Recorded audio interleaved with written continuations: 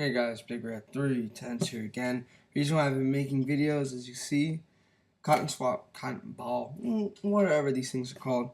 Got a really bad infection. I've been bed sick for the past few days.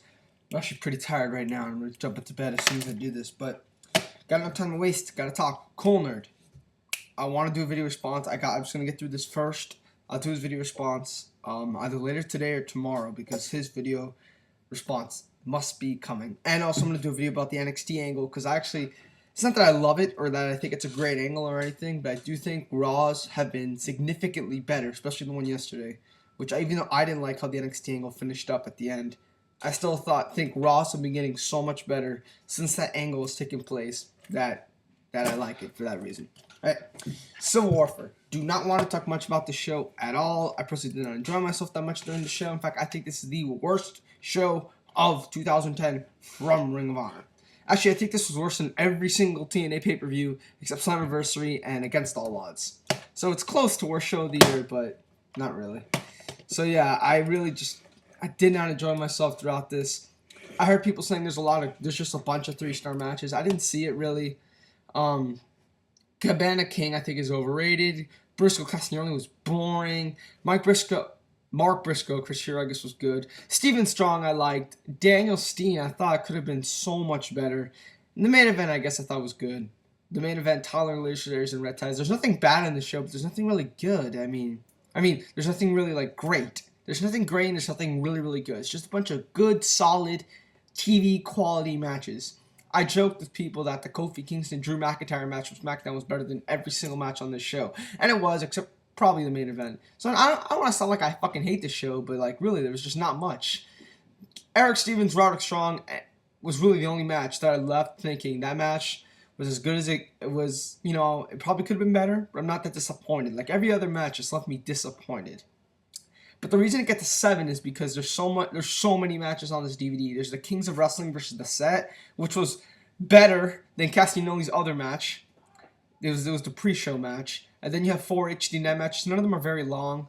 The last one that I gave 3 stars is like 13 minutes. That one's really good. But Kevin Steen and Eddie Edwards is also 10 minutes, but I thought that could have been so much better. Chris Hero Omega was really short. It was like 4 minutes, but that match was great. It's like one of the best 4-minute matches I've ever seen. And the American Wolves versus Orange Cassidy and Leslie Butterscotch was good for what it was. So yeah, I'm giving it a 7 because you get so many matches on this show, on this set. You get, I think, 12 matches, and the HD9 matches are fun. They might not be good matches, but they're fun. So yeah, I guess maybe in a good sale, wait for Black Friday, think about it, pick it up. Civil Warfare.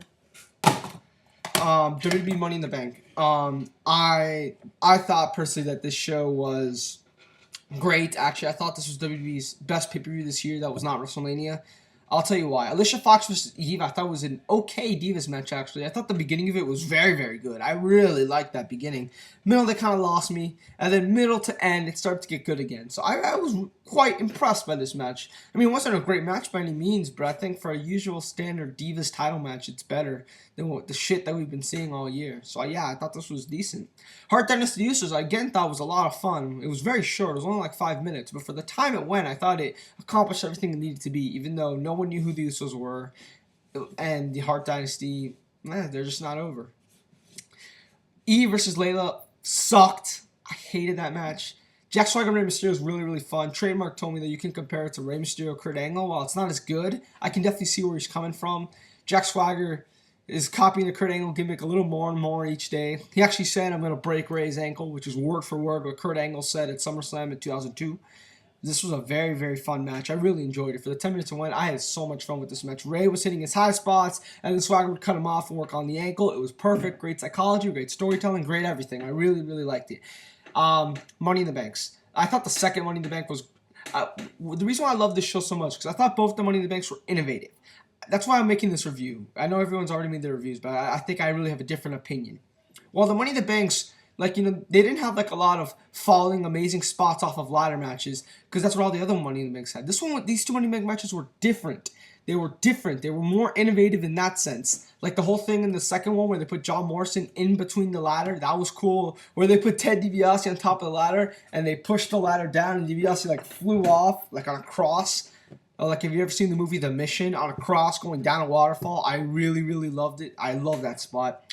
I thought for sure Bourne would win, and then I thought Jericho realized that Bourne couldn't unhook it, and Jericho like called an audible to give him more time. And then Bourne fell off, and then I for sure, 100% for sure, thought Randy Orton would win. And Miz comes out of nowhere and pushes him. That's one of the very few times, like Nightmare said that to finish the Taker HBK 2, the first one, that was one of the few times he thought if the match was over, and it wasn't. That was one of the few times I thought a match was 100% over, and it didn't end.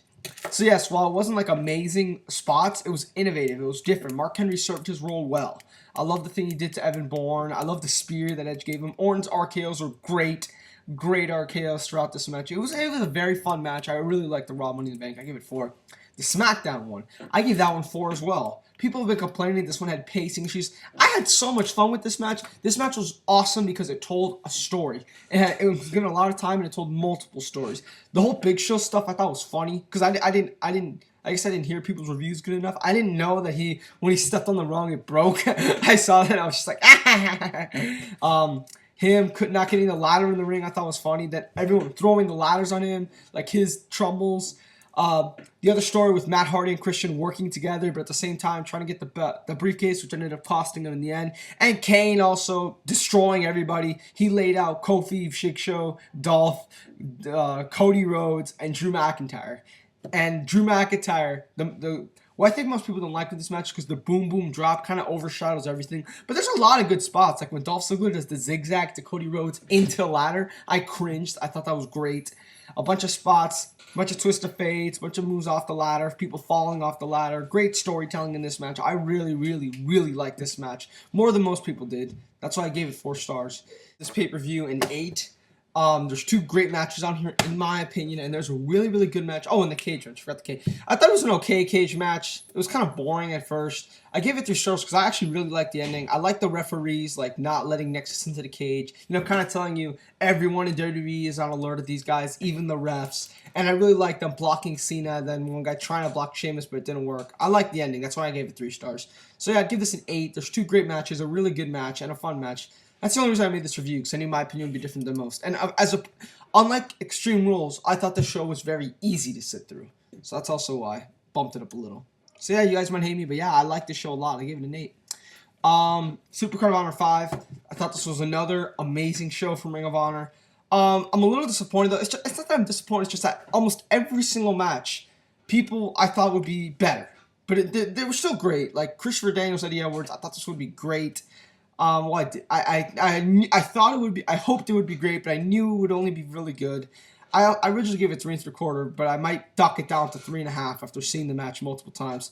Sarah Doe Awesome Kong, I think, is very overrated. I mean, yes, it's a fun 7-minute match, but I've seen ratings like 3, 3.25. I'm like, if this was the WWE, yeah, because you'll never see that again. But these women. You can treat them as men. You don't have to grade them on a curve just because they're women. They can put on better matches. I thought this match would have been better. Even though I knew it was really short going in, but still, to me, it didn't see, and the German suplex was awesome, but they could have done more. Briscoe and Eric Stevens was okay. Briscoe's All Night Express was a very fun opener. Austin Aries Delirious was fun for what it needed to be. Kevin Steen Cabana, I thought this match would be a lot better, man. I was really disappointed by this one. I still gave it 4 stars because of the story, because of the build to this match. But like really, the match itself, I would only give 3.5, 3 3/4 maybe. I'm giving it 4 because of the build and all that such. It was very brutal. I just thought they could have used a little more time. This match was like 16 minutes. They could have had a lot more time. King's Wrestling Morrison Machine Guns, I thought personally was amazing. I really, really love this match. To me, this was the match of the night.